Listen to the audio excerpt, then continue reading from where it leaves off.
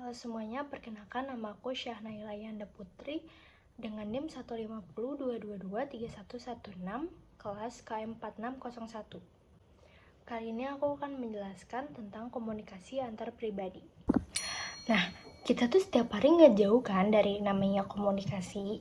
Nah, komunikasi itu apa sih? Jadi, komunikasi itu dapat diartikan adalah proses pemindahan pesan dari komunikator kepada penerima atau komunikan, dan tujuannya itu mempengaruhi perilakunya. Nah, jenis-jenis komunikasi itu ada banyak banget loh, tapi salah satunya itu adalah komunikasi antar pribadi. Nah, jadi komunikasi antar pribadi itu adalah interaksi verbal maupun nonverbal antara dua orang atau lebih yang saling tergantung menurut De Vito. Jadi komunikasi antar pribadi itu ada beberapa tujuannya. Nah, yang pertama itu ada to learn atau belajar. Nah, di to learn ini kita bisa belajar satu sama lain. Yang kedua itu ada to relate atau berhubungan, di mana dua orang saling berhubungan dan saling tergantung.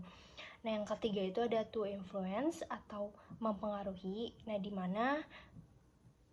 mana komunikator dan komunikan saling mempengaruhi satu sama lain. Dan yang terakhir itu ada to help atau menolong. Nah, jadi komunikasi antar pribadi itu bisa menolong kita satu sama lain dan saling membantu satu sama lain. Nah, selanjutnya itu ada efektivitas komunikasi antar pribadi. Nah, yang pertama itu ada keterbukaan atau openness.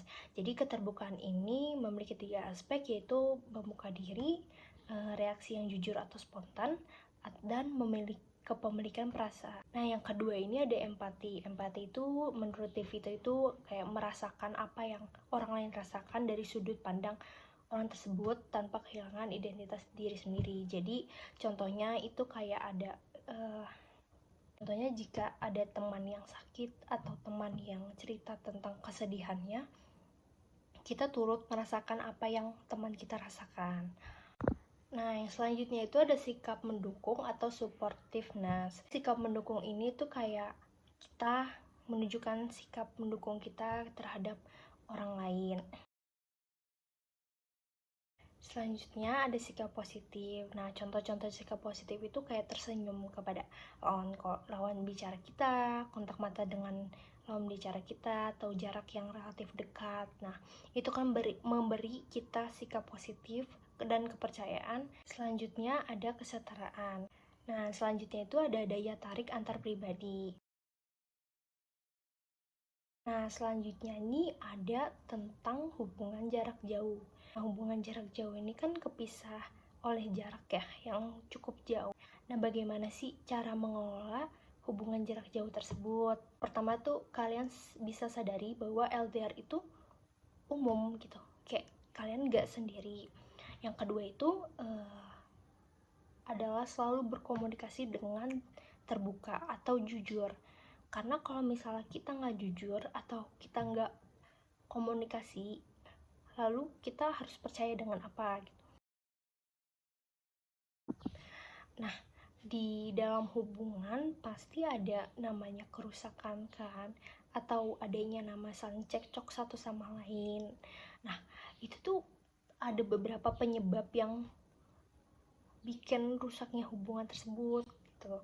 Nah, yang pertama itu ada komunikasi yang buruk, di mana komunikasi tersebut tidak berjalan dengan lancar. Yang kedua itu ada hubungan dengan pihak ketiga, di mana pihak lain, satu pihak mencari pihak lain untuk bersama. Nah, terus selanjutnya itu ada kepercayaan yang salah atau rusaknya kepercayaan. Jika diberi kepercayaan, maka jagalah kepercayaan tersebut agar tidak merusaknya hubungan.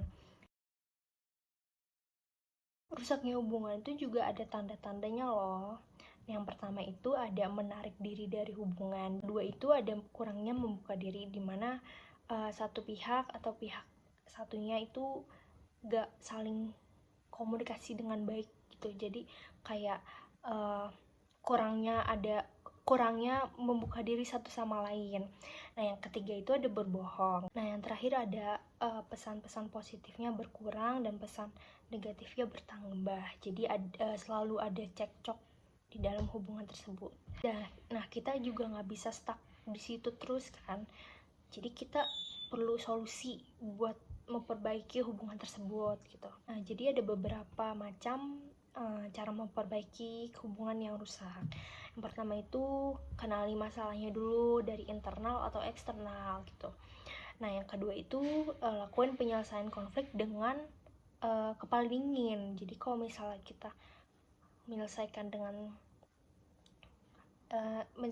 jadi kalau misalnya kita menyelesaikan dengan emosi atau terbawa amarah, kita akan membawa keputusan yang salah, produktif atau jujur tanpa menyalahkan satu sama lain. Nah, yang terakhir itu adalah mengambil risiko.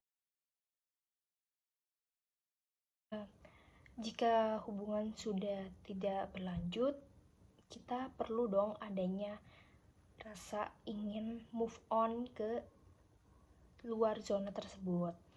Yang pertama itu ada putuskan hubungan yang berhubungan tentang pihak lain. Jadi kalau misalnya kita masih ngeliat atau stalking orang tersebut, kita juga nggak bakalan bisa move on.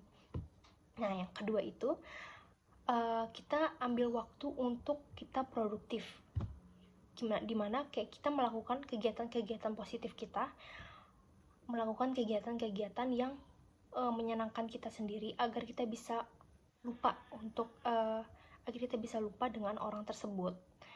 Nah, yang ketiga itu hilangkan simbol-simbol yang mengganggu, contohnya kayak notif-notif atau pesan-pesan yang berbau tentang orang tersebut gitu.